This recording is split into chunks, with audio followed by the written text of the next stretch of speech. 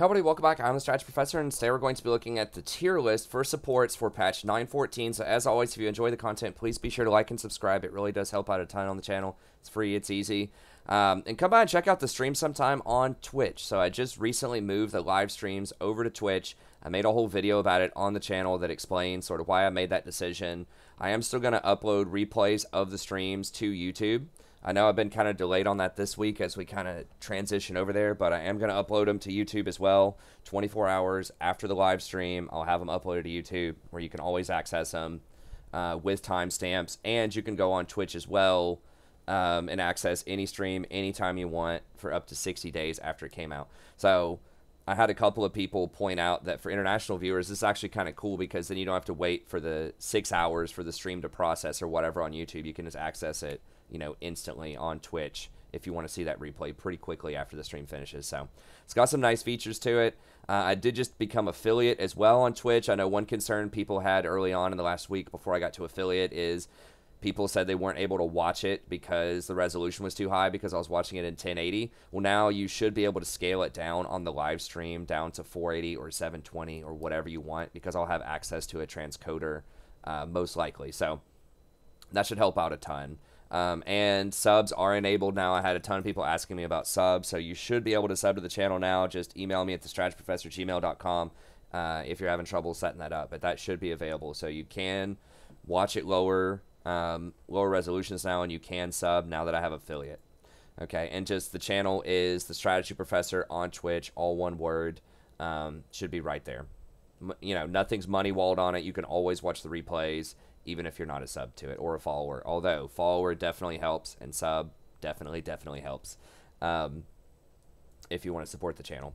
Okay, let's go ahead and get in here. Now, I know I always say it's got to be quick, but this one really does have to be a little bit quicker. I am going on vacation for a week, so I do want to try to give you content every single day, at least one League video and one Total War Warhammer video while I'm gone. And then I'll be back on Saturday I should be back for stream on Saturday the 20th, unless we get delayed or something, but should be pretty close to Saturday the 20th, so be sure to stay tuned for that.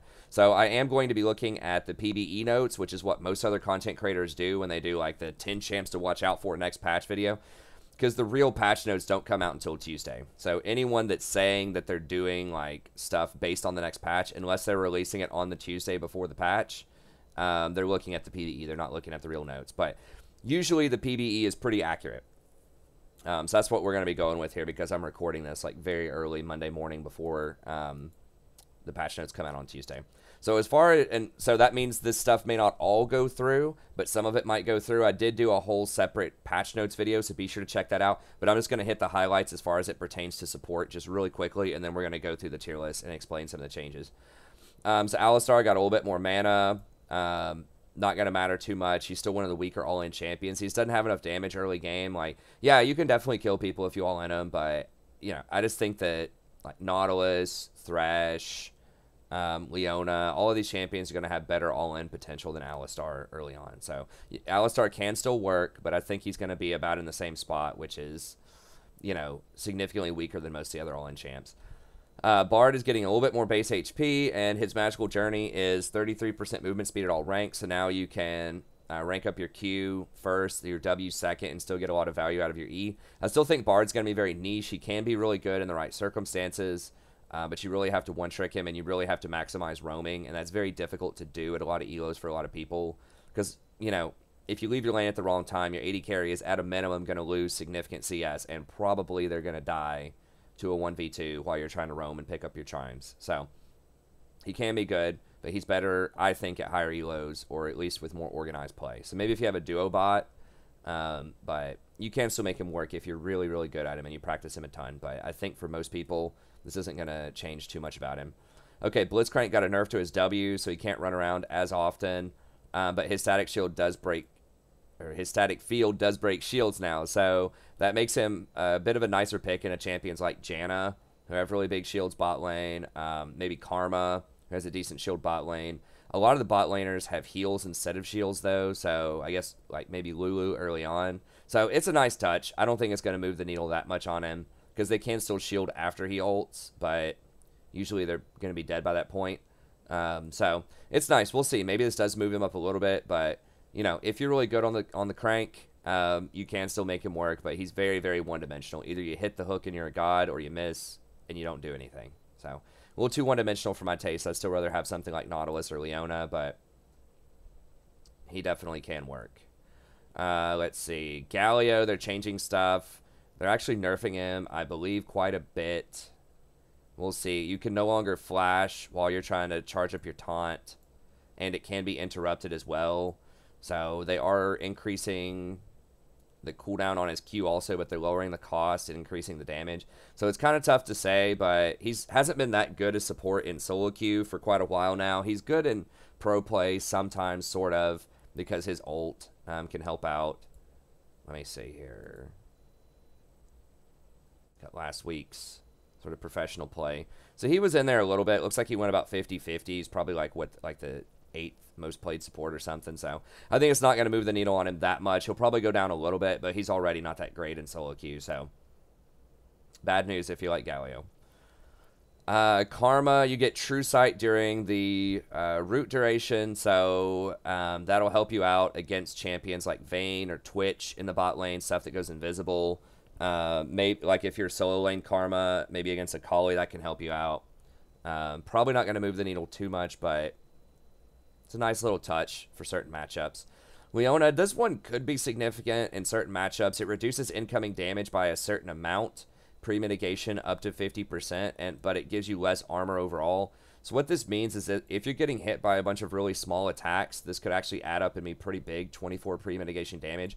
So primarily I'm thinking against champions like Zyra and Brand, who have significant damage over time, both through the plants, through things like Scorch, Frostfang, Leandries, and then Brand, of course, you have his passive, both the ticking damage and then the 3-hit trigger damage, along with Leandries, Scorch, Frostfang, all of that. So I think that could reduce quite a bit of extra damage. So that's going to make her a bit more poke resilient in those certain matchups.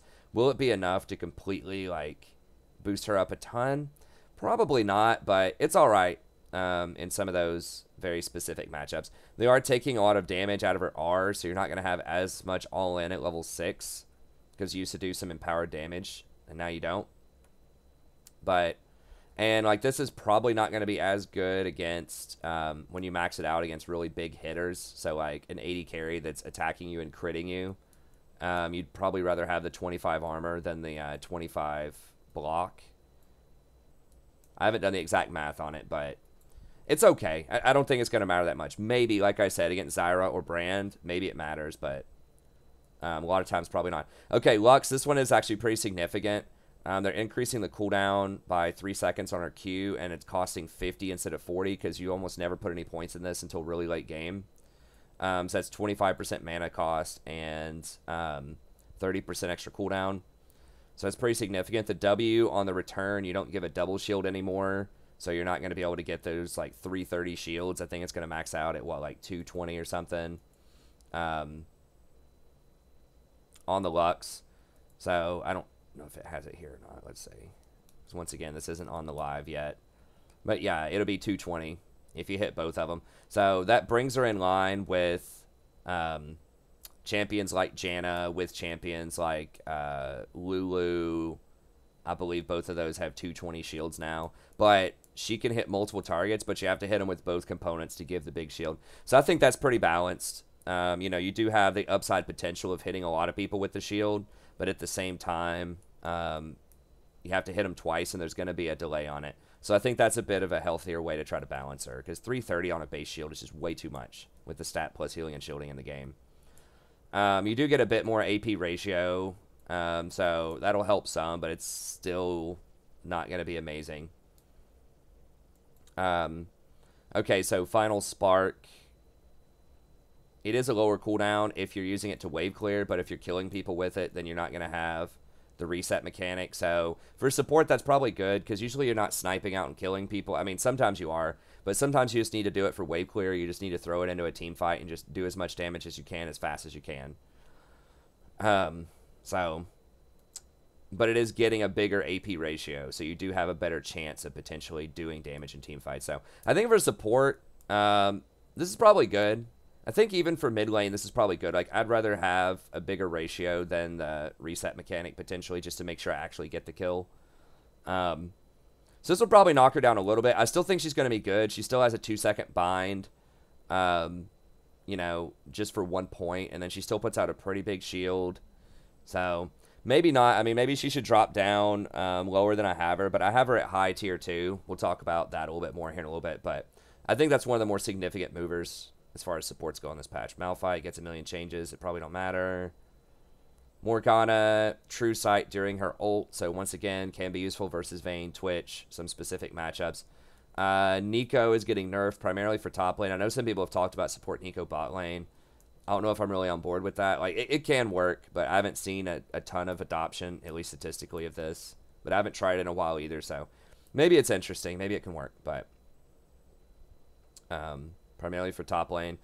Pyke now deals 50% damage whenever he doesn't execute somebody. I think this is really nice. I think there needs to be more, like, skill expression in Pyke, especially when he gets fed. Because I think once he gets fed, he can just ult around, and even if he isn't getting the killing shot on you, if it's about to expire, he can just use it to wave clear, or he can just use it to do a lot of damage to somebody. So I think that's nice, that it's an execute, but it's a lot less damage if he doesn't time it correctly. And you have more counterplay, too. If you pop your heal, you know, like right before he's going to do that, then you're not going to take nearly as much damage. So I think that's useful. I looked at Swain, maybe a support. I just don't think it's going to work. I don't know. Like, he does get a lot of extra health, but the fact that he's ranged, the tank support items aren't really that great right now to begin with for solo queue.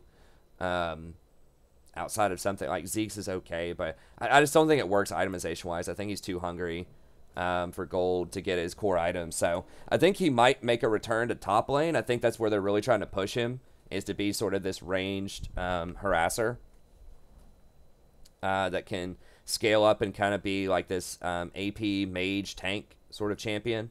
So I talked about all these changes in the patch notes, so look at the details, but upon review, I don't think he'll probably be that great a support. Silas getting a lot of changes, probably doesn't matter for support.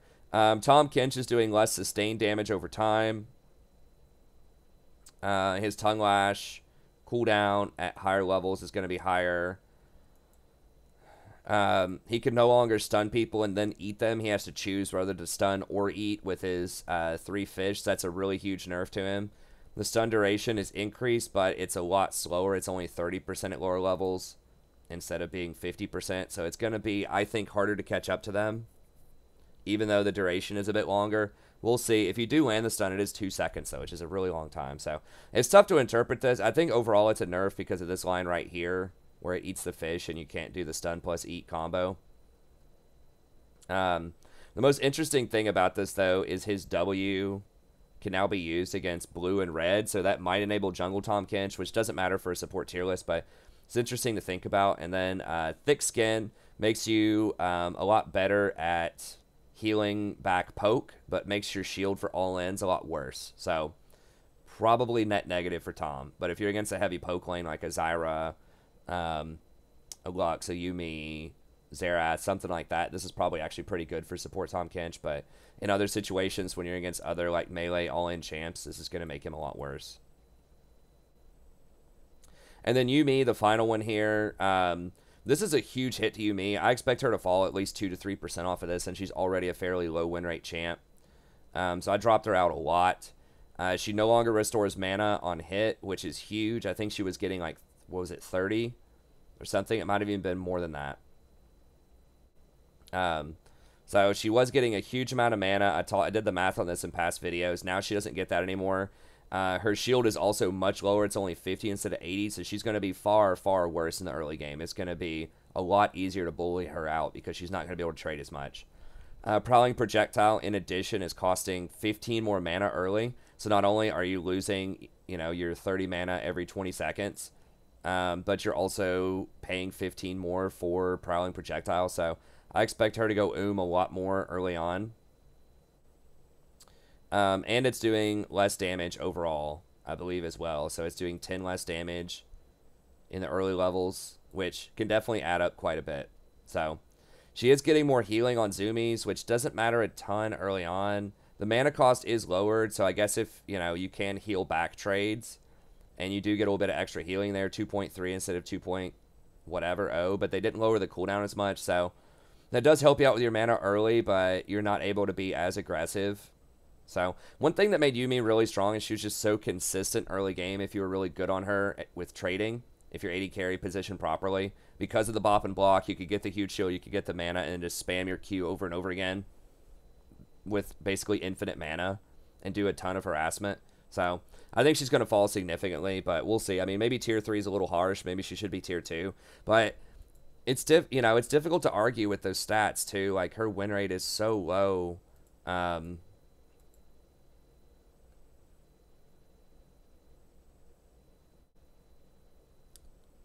Yeah, she's still at 48%. She's been out for a long time now.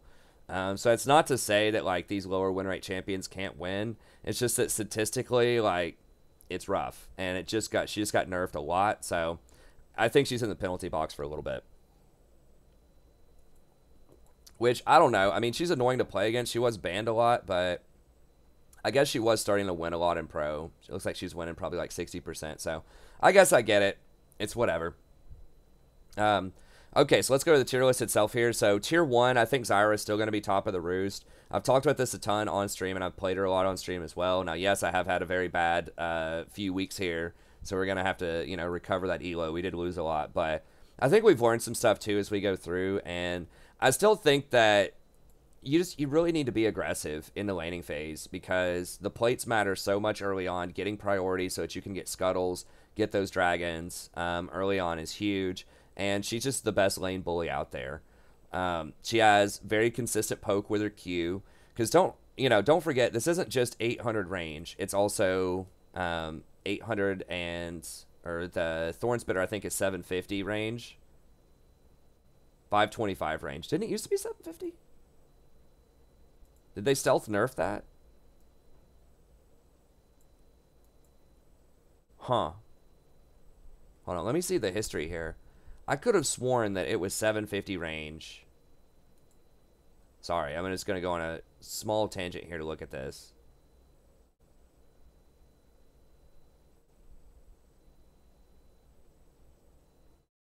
Wasn't there. I'm almost positive that it has been 750. I'd have to do the research on that, but that's something pretty significant that I didn't notice before.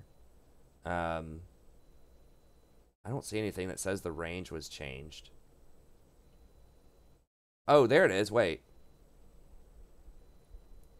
Range 750. Magic damage 29.5.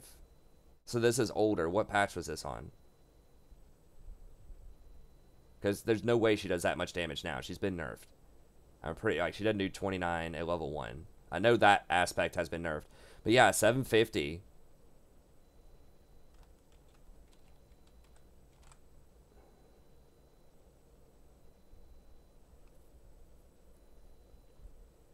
Was that nerfed like a very, very long time ago? I don't remember ever seeing that. Huh. I guess it's possible the wiki has it wrong. Usually the wiki is very accurate, especially if a champion hasn't been changed recently. So that says 750. This says 575. Yeah, and the plant damage is 20 versus what it said in the past was 30. So yeah, I guess it used to be I mean, I know it used to be more damage, but maybe more range. And so it's still good range, but it looks like they stealth nerfed the range in there somewhere.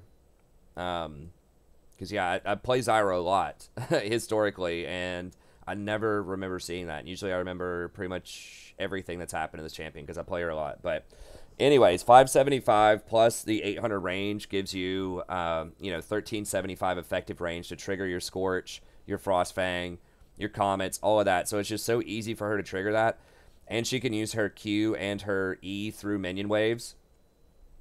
Yeah, even with this nerf damage, like, it's got a 0.15 ratio, so you're probably doing close to, like, maybe 25 damage with your plant hit early on. But it's really that range that's so huge. So if we look at like, so basically if you hit 2 times with your plants after, you know, the AP scaling and all of that, especially, you know, once you're like level 2 or level 3, it starts going up. So it's 25 at level 2, and at level 3 it's 29. You're doing like 30 damage per hit. So that is, you know, going to be effectively more damage than your grasping root. Because I have had some people suggest or ask, well, why don't you just start off with, you know, deadly spines and grasping roots early game so that you can have maximum all-in damage. The problem with that is like the plants actually can do more damage than the E does. And it's less consistent. So these plants are so consistent because if you just tag somebody, it'll just keep attacking over and over again. And if you have 2 plants off of your W hitting somebody, the second one's only going to do 50% damage, but that's still going to be like 40 damage per volley. And so 2 volleys off of 2 seeds is going to give 80 damage versus the 60 here. Another thing to keep in mind is that her mana management is not as good as it used to be. 13 per 5 is very strong for a mage. But part of what also makes Zyra really good is that the plants are free. And so, you know, most people are going to start off with Q plus W because that's your most consistent poke. And you're just not going to have the damage to all in at level 2. And it's super expensive. You know, if your trades involve like, you know, 70 mana plus another 70 mana, 140 mana to do 120 damage is not very efficient at all. But if you're paying, you know, 70 mana to do, you know, 70 here and 60 here, 130, that's a little bit more efficient. 70 mana for 130 damage is a bit more efficient. So you just have more range on this. It's a lot more likely you're going to trigger your Scorch, your Frost Fang, your Comet, all of that stuff is going to be a lot more consistent if you get your plants, particularly at level 2. And then you want to be maxing out your E. There are some circumstances where people might get 2 or 3 points of Q in the laning phase just because it's on a lower cooldown. But the issue with that is you're waiting on your plants anyways for the big damage like I just talked about. Like the plants end up doing most of your damage, especially once you get more levels behind you. So, like, you don't want to spam your Q if you also don't have a W to go with it, because once again, like, the rate on it is not that good. Once you get, like, 3 points in it, I guess it's okay. You're paying 70 mana for the 130, but it's really going to hamper your mid-game, because this does more damage. This is more likely to hit multiple targets in a team fight, and it roots. I mean, a 1.5 second root is a big deal. That's like 3 more plant auto attacks, and then you can get in 2 extra autos. It holds them still so they can't flash out of your ult. It just does a ton of really good things. It ensures 100% you're going to hit the Comet on them. So you really want your Grasping Roots to be maxed out pretty quickly. So, you know, I usually just do 1 point in Q in the laning phase, but you can do up to 2 or 3 points, but I certainly wouldn't max it. I would definitely max E for the mid-game team fights and for the all-ins, because, you know, having that root duration at 2 seconds rather than 1 second and having 240 base damage instead of 200 base damage is a really, really big deal. Especially when you're catching people out of bushes and all-inning them with your ult, you need to be able to kill them. And Grasping Roots is just going to do the max damage. Not only, like I said, because its base is higher, but because it holds them still, so that your plants get more hits on them, and so they're less likely to flash out of your ult. Other reasons why Zyra is really strong kind of in the mid-game are her plants and the vision they provide. So people forget that you can spawn these plants on a control ward bush and still see everything. The control ward doesn't block it out, so it allows you to have really good vision control and not have to waste wards, because usually you have to walk your ward line up because it's very dangerous to walk past your wards too far because you're going to be in darkness. You're not going to know what the situation is. So you can spawn your plants to get vision for you and then move forward. And the range on these is up to 800, or 850 rather for the seed, and then 800 for the deadly spines. So that's going to be a lot safer for you to check some of those dark areas later on in the game. So I like maxing out your W second, which that's a bit more controversial. You know, that is probably going to do less damage than your deadly spines most of the time, because the more points you put in W, it doesn't increase your plant damage. It just lowers the cooldown on them and gives them a bit more health. But actually, I guess it doesn't even give them extra health anymore. It just pretty much lowers the cooldown on them. But this is a very big deal, going from 20 seconds down to 12. Because like if you don't have any points in this, you have like 1 point from the laning phase, and then you max out your E and then your Q. The 20-second cooldown means that if you use a plant to scout and a fight breaks out in the next 20 seconds, then you're not going to have one of your plants, which means you're going to be missing probably like, you know, a third of your damage in an all-in, which is a really big deal. So you want to have those plants up and ready to go, and you want to be able to use them freely to help you scout without fear that you're not going to be able to fight for 20 seconds. So, and you can use them for poke. Especially after you get Leandries and Rylai's, it can be pretty good. So I like maxing out plant second. There's definitely an argument for maxing out Q second, though, because this would do more damage on a single target for all ends. So it's up to you. That's just my preference. I like having the utility there. But I think that, you know, definitely in lane, you want to be starting off with Q plus plant, unless you're doing like a level 1 invade or something, then you might want to start with grasping root plus plant. But one of these skills, then plant. Maximum of 2 to 3 points in spines, but I still recommend going 3 and E for the laning phase, just so you have maximum root whenever you hit 6 for your ult. Then after that, it's up to you. You can do the plants, or you can do the deadly spines, depending on if you want the utility, or you want more single target all-in damage. So, yeah, I think Zyra is still going to be really strong. You just have to be careful not to get ganked, not to get killed in the early game, because she is going to push for their plant. She is going to extend. But you do have, she's one of the champions that's unique in that she puts out quite a bit of very consistent poke, and she has really good all-in damage, and all of that completely ignores the minion wave. So, and she has really good vision control. So, I think she's still going to be very, very good at most elo brackets. So, definitely consider picking her up. And then as far as her build goes, you know, early on, I think you just want to go for the, try to work towards Leandries and then something else. Usually I like Rylai's in most circumstances if the kiting's going to be good for you. Because remember, the slow off of Rylai's will double the damage on Leandries. But then Void Staff could be really good if they're getting a lot of magic resist, or if you're really poor and you just need some extra damage, you can still get Oblivion Orb and turn into Morello later on. Morello's obviously going to be good against healing champs, so they have nerfed that item. That used to be like the standard go-to. You do, you know, Morello, Leandries. Now it's, you have a bit more flexibility there after the nerf to Morello, but it can still be a good pickup. And then runes, you just want to go Comet, Absolute Focus, Mana Flow Band, Scorch. Secondaries, you have a couple of choices there. I guess I could just pull up the Zyra guide here, which you can always click on this too, that I'll have linked in the description, the Google Doc. I like Taste of Blood and Ulti Hunter. She doesn't get a lot of CDR, and she has a super high impact ult, so I think that's pretty good. The more standardized build is going to be Boots Biscuits, which is also acceptable.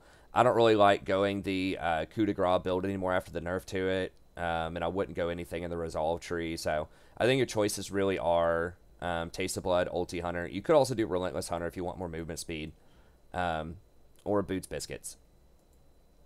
Now, I get asked sometimes, why not go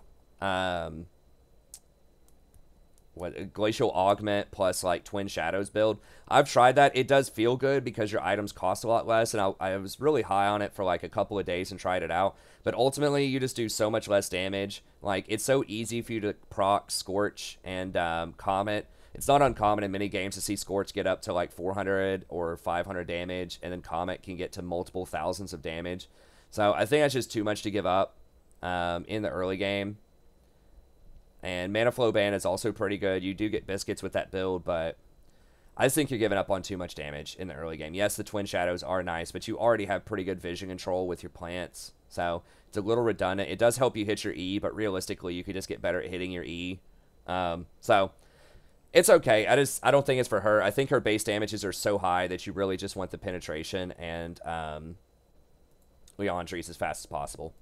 Okay, let's talk about Nami here really quickly. I do think that Nami is quite good. Nami, in fact, could be number one. I still like Zyra a little bit better just because you have like the most raw kill potential on Zyra, I think. There are other champions like Brand that can do it, but Zyra is just more consistent. She has more range with her plants, more utility with the vision control.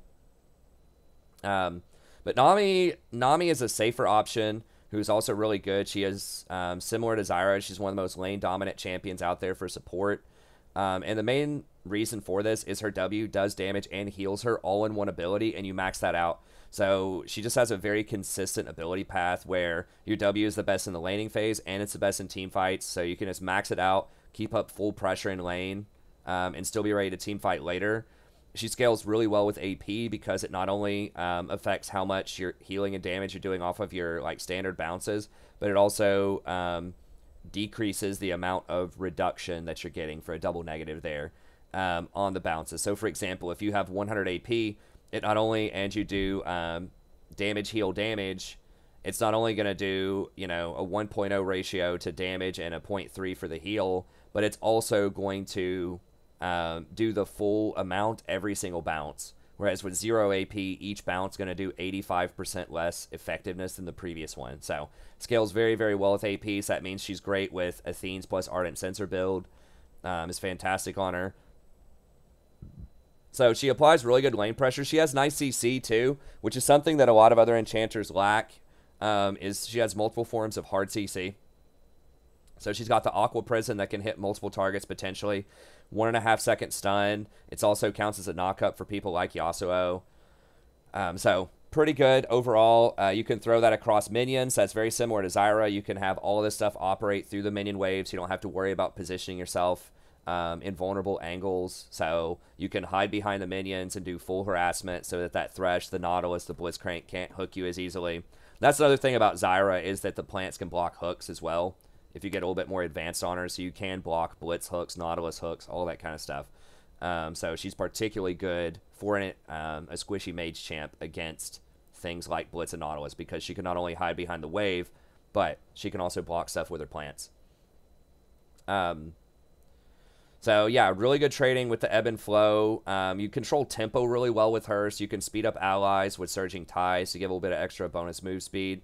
Each one of your bounces off of ebb and flow increases move speed, and then you can slow people down with Tide Caller, which is a very long slow. People don't really think about this. It just looks like a 1 second slow, but remember that each auto attack applies this. So really, this is going to be closer to like 2.5 or a 3 second slow by the time someone gets 3 autos off. So it does quite a bit of damage. You know, basically it has 255 effective damage once you max it out with a 0.6 ratio after all 3 of those hit. So that's pretty good. And then Tidal Wave has a really long range. So even if you're showing up kind of late to a party or rotating during the Clown Fiesta, she can still throw that Tidal Wave from quite a long ways away. If they get hit by this, they're almost always going to die because it's such a massive slow. It's a 50% slow for up to, you know, 4 seconds. And usually it's going to be, you know, about 2.5 or 3 seconds. But it's really, really good. Remember, you want to lead them into walls or ramps or like hit them with other CC first before you throw the Tidal Wave. You don't just want to throw it out of nowhere because it can be pretty easy to dodge if it's open field and they can, you know, have all these different angles to dodge. So wait on them to use their mobility, wait on them to get close to walls or choke points. Then it can be really good. It's also good at like knocking certain champions out of their channeled abilities from long range. So like Xerath or Jhin, Vel'Koz, it just randomly has some like pretty good long range uses. So overall, just very good, well-rounded champion. Scales pretty well with plus healing and shielding. Has a lot of CC to offer. One of the most aggressive like traders. She's doesn't have as much kill threat as Zyra, but if you can, you know, get them to like 50% with your ebb and flows and you hit a bubble, it's very likely you're at least going to get summoners in the laning phase. So she can be very aggressive. So you kind of got to practice her to get used to that Aqua Prison because it's a little weird, but once you get used to it, I think she can be very strong. So just Airy, Mana Flow Band, Transcendent Scorch, and then just Footwear and Biscuits is what I recommend. You can also do Revitalize plus Bone Plating if you're like against an all-in lane and you're scared. Or if they have a lot of assassins on their team, you can do Conditioning plus Revitalize, and then later on you can get a defensive boot like a Mercury Treads or Ninja Tabby if you really have to. She obviously prefers mobility boots, but you can do that as an option because you're still going to have a lot of utility in your build, and you're already going to be fairly fast. She has a 335 base movement speed, and she can speed herself up with tides. So overall, pretty strong champ.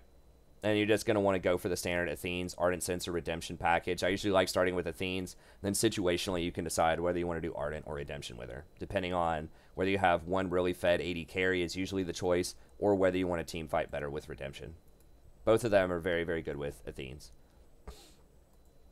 Okay, Sona's the next one, and Sona has been nerfed. The AP ratio on her Q doesn't scale quite as well as it did, and I didn't think she'd be hit as hard as she has been. She's fallen about 2 or 3% after that, but I still think she's going to be very strong.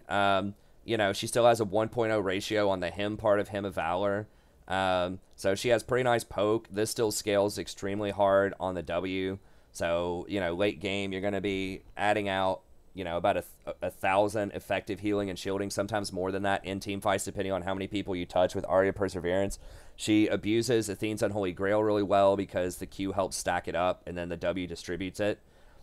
She has really good rotation potential with her team with Song of Celerity. If you take Boots of Mobility, can still help your team rotate really quick. And she still has a really powerful ultimate.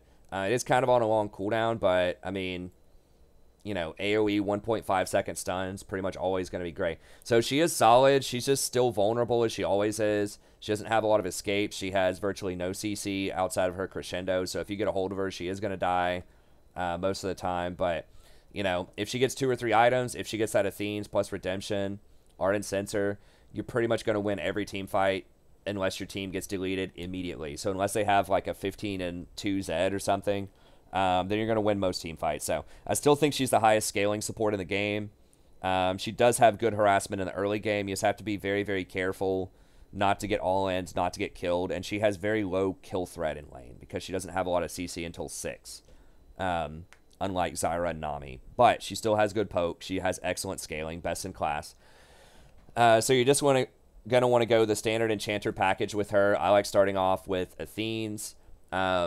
You know, gives you the mana regen, gives you some AP early, has really good scaling once you complete it as a single item off of those blood charges. It also gives magic resist, which a lot of people overlook. Athene's gives, I believe, 30 magic resist early. So that does help you out in trades versus Nami, Sona, Janna. A lot of the top-end supports are going to be trading with you frequently with magic damage, so it adds an extra layer there. And it's just versatile because you can go Redemption, which is going to give you a bunch of extra AP because of all the mana regen off of Redemption translates on Athene's into extra AP. Or you can go Ardent Sensor, which is going to, you know, just help your team scale a little bit better. And you're going to kind of double down on your AP ratios, which means you're going to be doing more damage, which means you're going to be getting more blood charges with Athene's, which translates into more healing. So, versatile, good abuser of all of the key items right now. You just have to be careful not to get ganked, but otherwise, she can be a really strong champ. Janna's another one who's been moving up here. If we go into Janna, dive comps are kind of coming back a little bit more. You're still seeing Hecarim quite a bit. You're seeing a little bit more Zax out there. She's just a very good protector, and a lot of the top-end AD carries are going to be sort of your hyper carries that need protection. The mobility champs are kind of moving down. They're moving by the wayside a little bit. So getting that protection for, you know, your Jinx and your Twitch particularly, if you can help them not die, then they'll just completely delete people in team fights. So I think Janna's going to be one of the best champions at that. And the main reason is the Tornado just has really good peel potential, and it can knock people out of movement. So if that Jarvan's trying to flag and drag, or a Mumu's trying to connect with a Bandage or Nautilus or Thresh or whatever, you can knock them out of that stuff with your Tornado. So that's a pretty good piece of peel. And then, of course, you have your ultimate, which pushes everybody back and heals for a ton. So she's just kind of the ultimate peeler. And a couple of patches ago, they did give her a little bit of an extra bonus. Whenever she hits anybody with any of her spells, it reduces the cooldown on her shield by 20%. And so that means that she actually gets up quite a few more shields. So if you throw a shield up early on somebody and then you peel with like your Howling, Gale, and your Zephyr, then it's going to be up like very, very quickly. If you have a lot of CDR after that, it'll be back in like 5 seconds. So more shielding in team fights, bigger shield. She got an extra 10 on it.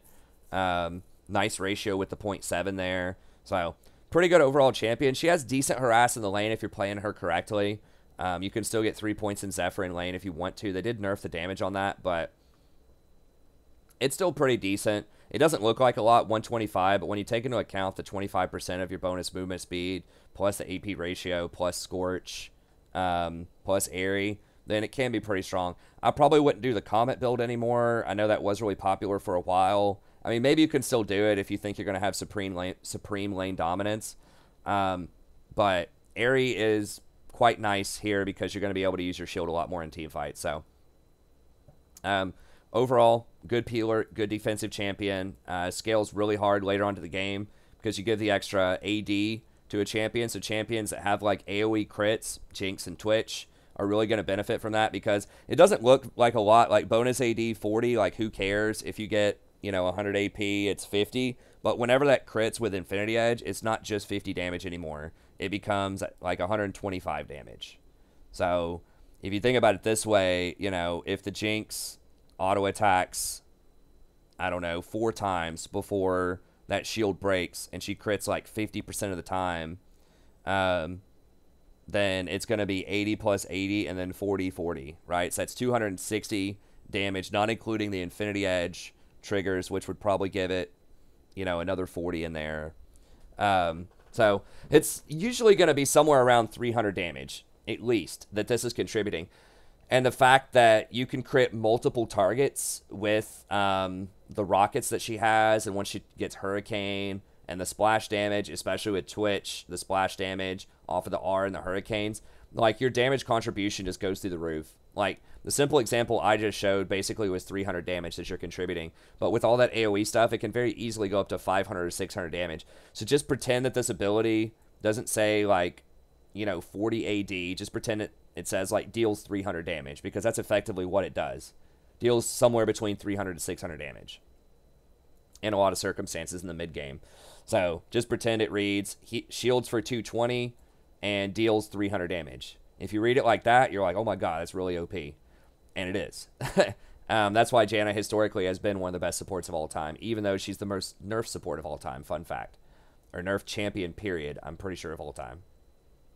So, yeah, going to be very strong. Lots of mobility, lots of peel, really good scaling, decent harass in the lane. So it's a good time to pick up Janna if you like her. So just the standard package of the Airy, Mana Flow, Transcendent, Scorched, and Footwear Biscuits. Then mobility, Frostfang, Athenes, and Ardent Sensor.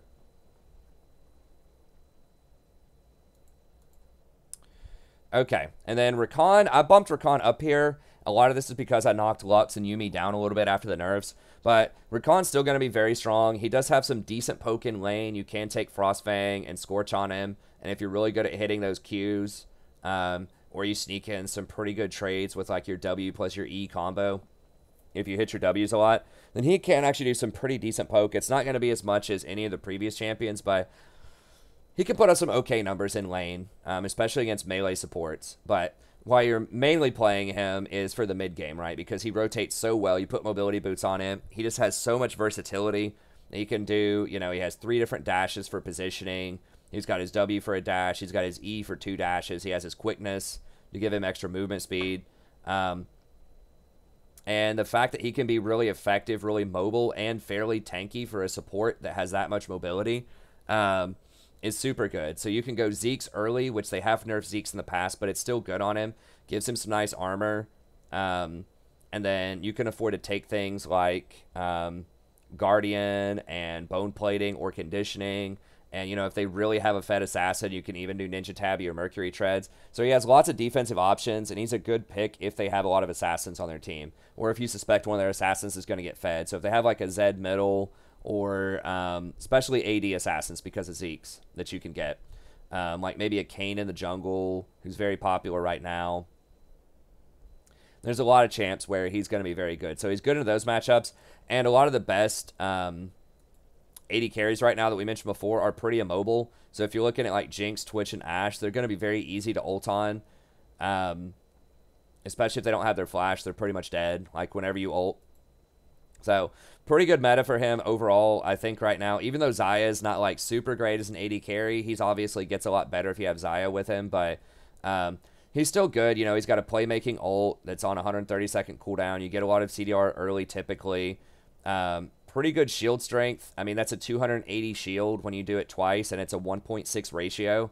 So he has one of the strongest shields over time, and he has huge mobility, great engage potential, and like sort of kind of decent poke in the laning phase.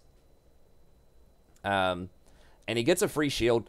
Don't forget, like, he has so much resilience in the laning phase to a lot of different poke champions. I mean, not the most extreme ones like Zyra, but a little bit of light harassment he can definitely deal with most of the time because he gets his shield back periodically, which is some pretty nice health regen, effective health for him. His Q heals him. And then, of course, you know, he's got different mobility so he can dodge stuff. So he's good at dodging not only kind of poke, but all ends like Blitzcrank hooks, Nautilus hooks, Pike hooks, stuff like that. He can dodge with Grand Entrance or Battle Dance. So he's just very versatile. He can roam really well by jumping over walls. Great team fighter, great skirmisher. Just his only real downside is he takes a lot of getting used to because you have so many different options if you don't play him a lot, it's likely you're going to start making the wrong choice, and it's really easy to get baited in and killed. So like in a 5v5 team fight, he can definitely get deleted if you get CC'd. So you have to be really careful and time your engages properly, but if you get used to that, he can definitely be very powerful. So that's our tier 1s. We'll talk about the last one for the last 10 minutes or so, the next 5. Lux did get knocked down a little bit here. Like we mentioned before, she got like 4 or 5 different nerfs. But I still think she'll be playable. She'll still be pretty decent. She could even be tier 1 still. She's still going to have a 2-second bind. They didn't nerf Aftershock, so she's still going to be very difficult to kill in all-in situations. Prismatic Barrier is going to do a lot less all-in shield than it used to. But it's still going to be pretty good as far as the shield goes. Lucent Singularity is good poke early. It's good scouting later on. That's something kind of like Zyra that's really underappreciated at most elo brackets, is that it saves you a lot of wards and it saves you a lot of bush checking because you have a very long-range scouting tool. So not a lot of supports have that, and that's pretty good. And that's just, like, it's so much better than just throwing a random skill shot in a bush, like throwing a bubble in there, or, like, trying to throw, like, you know, a Rakan Q or something in a bush. Because people can dodge that, right? Like, they can dodge your bubble and still be in the bush if they're looking at you, you know, or they can just be just outside of the bush or something like that, right? They can be hiding around the tri-bush area but not actually be in the tri-bush. Versus the plant or the Lucent Singularity will give you like full vision of the area. So very useful.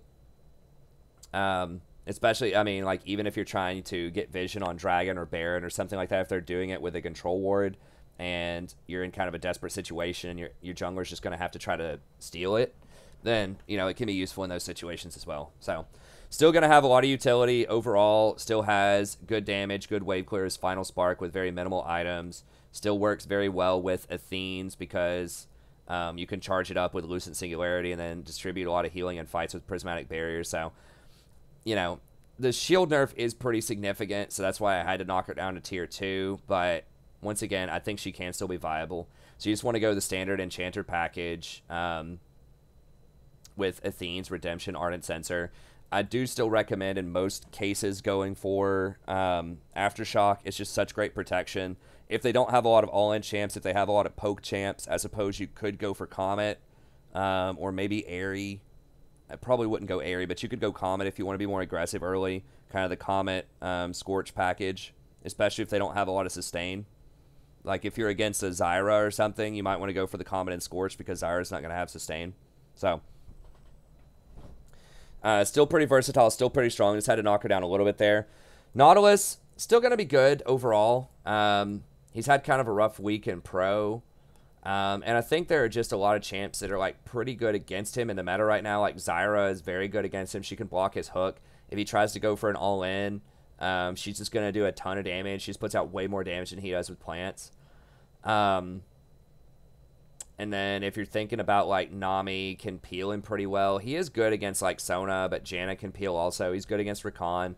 So, you know, he can still be really strong. It's just you're working against those Enchanter items, which are just so strong. You know, if the game goes a little bit later and the Enchanter completes 2 items, if they get Athenes plus Redemption, it's going to be really, really hard for you to win team fights because you don't put out a lot of damage. You do have really good CC, so you can snowball really well off of that. And you're one of the best engaged champs in the game because you just have a point-click ult that like they can't dodge unless they have Hourglass. So I still think that he's really good. It's possible he could be tier 1, but just in the pro scene, he's been dipping a little bit. And then even in solo queue here, he's fallen a little bit down. I think he was getting as high as 52 or 53% a few patches ago.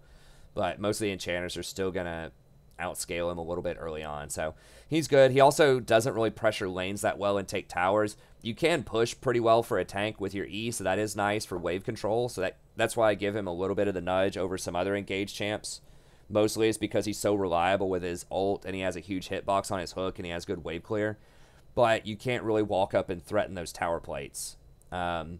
And you don't take things like Dragon and Scuttle as well as something like a Zyra early on or something like a Sona late game. Surprisingly adds a lot of damage to taking Baron when she spams her Q and you've got all 5 people around you. So he's okay. I know we have a lot of Rakan enthusiasts out there looking at you, Grey Graves. So he's still, you know, passable. You can still win with him. I personally, I want more lane pressure right now. I just feel like you have to take over. There's just so many, like, just what chaos going on in all of the lanes right now because so many people are trying to play these high skill cap champs they don't understand. That I just feel like you really need to take over early. And if I did want to play someone for mid game and engages, I'd probably play Rakan because he's kind of the best of both worlds where you have really solid engage, but he also has really good scaling on his shield, so he can afford to take things like Redemption. He could even take, like, Ardent Sensor if he wanted to late game, if the AD carry is really fed. So I just feel like he's a bit more versatile. So he's okay. Like, he can work. I just think the meta is moving against tank supports in solo queue, and it has been for a while, although they are still pretty popular in pro. That's just what I think about it. Okay, so Soraka can be really good in theory. She does have a pretty decent win rate. It's lower than a lot of other enchanters. But, like, Soraka's problem is she does have really good poke and harass in lane. If you land a lot of your Qs, she can be very oppressive. And she does scale super well late game. So I'd say if she just gets to stand there and do her thing, she's going to out-heal almost everybody. I would say Sona can give her a run for her money if everyone's grouped up. But if it's like a skirmishing fight, Soraka is going to put out way more single-target healing than anybody else. The issue with Soraka is she has very limited CC. All that she has is her her silence. And in a lot of circumstances, that's just not going to be enough. If you have a Hecarim running at you or, you've got a Kayn, like, coming over a wall at you, he's just going to run through it and then kill your AD carry. So it's like, yes, it is good against certain champions like Rammus or like Twisted Fate who's trying to teleport on you. It can be good. In certain circumstances. You can, throw that silence out at just the right time to stop that Rakan from engaging or to stop that Nautilus from engaging, and that can feel really good. But it's a lot more situational than other CC. So you have to have really good timing on it. And it's not as guaranteed to have a huge effect. Now, she does have global presence, so in kind of this Clown Fiesta skirmisher style, you can influence around the map with your ult pretty easily. So that's nice. You pick up some extra assists, really turn the tide of that top lane fight if your top laner's ahead. And in team fights, like the burst healing with Redemption and her ultimate is just going to be very good against AoE comps. So if they have something like a Zyra late game or a Cannon or something like that burst healing is tremendous. But she is also very weak to grievous wounds because she has no shielding in her kit. So, anytime they get Morellonomicon or Executioners or whatever, it's going to be a problem. Now, not as many people are getting Morello because it got nerfed a lot. So Zyra will still probably get it against Soraka, but there aren't many other supports that are going to get it outside of, like, maybe Brand. A lot of mid laners aren't going to get it. So it's kind of up to the AD carry to know to get Executioners. And some AD carries will greed out and not get it. Like, they'll want to rush Infinity Edge plus their first completed Zeal item before they get it. And so you have a pretty big window where you can take over the game kind of in the mid game with your Soraka healing. So she's still going to be pretty good overall. It's just very risky to ganks, low mobility, low CC, very vulnerable to grievous wounds. So a lot of, like, how successful she is depends on like the game knowledge of your opponent. If it's high, if they get grievous wounds, it's tough. If it's low, she can feel really overpowered if they don't get grievous wounds. So she's just a little too risky for me, but she can definitely do well. Lulu, I think Lulu's coming up a little bit in value, and a big part of this is that Twitch in particular has become so strong, but then also she's pretty good with Jinx. So these, like, hyperscalers that get a ton of value out of attack speed. Lulu's still going to be, like, kind of on the lower end here, but she does provide wave clear and lane pressure early with her Q and her E combo. She did get, I believe she got an extra 20 shield fairly recently. They have nerfed out some of her competitions. They nerfed out Lux and Yumi, which both, like, were really hard for her to deal with in lane because they have way better poke than she does. But if you have a really good AD carry that you can trust, if it's like an AD carry main, if you op.gg him and you see it's an AD carry main playing Jinx or Twitch or something like that, some hyper carry that really wants a lot of attack speed, it's great. I mean, your Whimsy, your W, if you put it on somebody, especially with Ardent Sensor, with your passive in the mid game, gives thousands and thousands of gold to your AD carry. Like, I'm talking, like, 3 to 4,000 gold worth of value to your AD carry. So it's like giving them 10 kills. So you're kind of all in on one champ. Now, it can be versatile. Like, you can still buff up something like a Hecarim with the movement speed to run in, or Olaf, or Darius. Like, the W is nice for that. But really, like, you need someone who auto-attacks very effectively to be strong to make her work. So that can be an AD carry. It could be a Master Yi. There are several champs that can do it, but if you just have a bunch of mages on your team or people that just don't really auto-attack a lot, so if you have like an Ezreal or a Jhin or something like that, she does lose a lot of her value. So she is very, very strong in the right circumstances, but she also is a bit more specific than some of the other enchanters. She doesn't scale as well with plus healing and shielding because her ult is an infusion of health. It does not count as a heal, so it doesn't benefit from plus healing and shielding. She has low AP ratios in general, so she doesn't scale off of AP that well. So you're really putting a lot of your sort of power level in your W, so that needs to be very effective. So she can be good. It's just circumstantial, but the circumstances are becoming a lot more real for her because the AD carries, once again, that are popular right now are those hyper-scaling, crit, fast attack speed AD carries. So Karma moved up to tier 2. She is still getting played, like, some, I think, in pro. You know, went about 50-50 in solo queue. I think she still has, like, an okay win rate. She was at like 54%, and I predicted she'd fall a lot after that change. I said like 3 or 4%, and she did fall like 4%. But she's still all right. Like, she's very good early pressure, so great paired with something like a Caitlyn that can really, you know, stick it to him in the early game. But there are other champions that can do that too. You know, Nami can do that. Sona can do that. There are a lot of early pressure enchanters, but she does that probably better than almost anybody except for Zyra. You still get your movement speed in the mid game. She is kind of fast. Her problem is she kind of lacks CC as well, kind of like Soraka in that sense, in that, you know, she lacks a lot of CC in the mid game. She does have her W, which is great for setting up all ends in lane. If you speed yourself up and then empower W somebody so that they can't kill you and you get that root on them, that is very good. But at the same time, late game, you know, when there's just like these huge team fights, like that W is really ineffective in a lot of circumstances. It can be all right, but it's just not going to be as good as some of the other options out there in terms of CC. And, you know, her overall teamfight contributions are fairly low. Like, she can ult plus E and put a shield on everyone, but it's a much weaker shield than it has been in the past, and that's really all she has. Like, you can throw some Qs in fights, you can use your W, but then all you have is your E. You don't have a proper ult. You don't have a lot of CC. You know, your teamfight contributions are going to be a lot lower than someone like, you know, Sona, Janna, even someone like Zyra.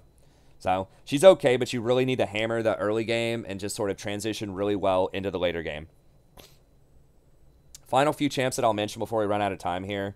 We got Pyke, who just got a nerf like we talked about. If you snowball really hard with him, he can be good, but he is very situational. He is a good combination of safety and aggression, and he has the stealth to get around wards, so he is one of the best like booster type of champion supports you can play.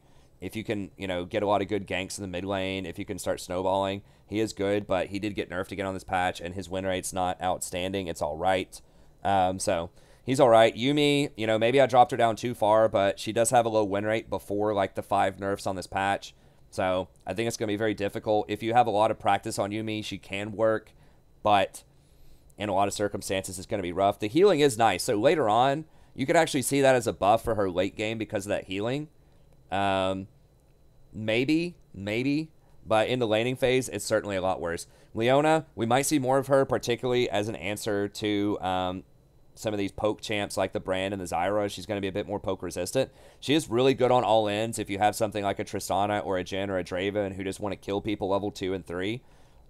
Especially if you think that they're going to have a weak jungler. It's just going to power farm. She can be strong, but overall, I'd still probably rather have Nautilus. Thresh, really good if you're well practiced on him, but very conditional, doesn't scale very well with items, doesn't have great runes. Aftershock's okay on him, so he's all right, but unless you're a one-trick Thresh, there are probably better options.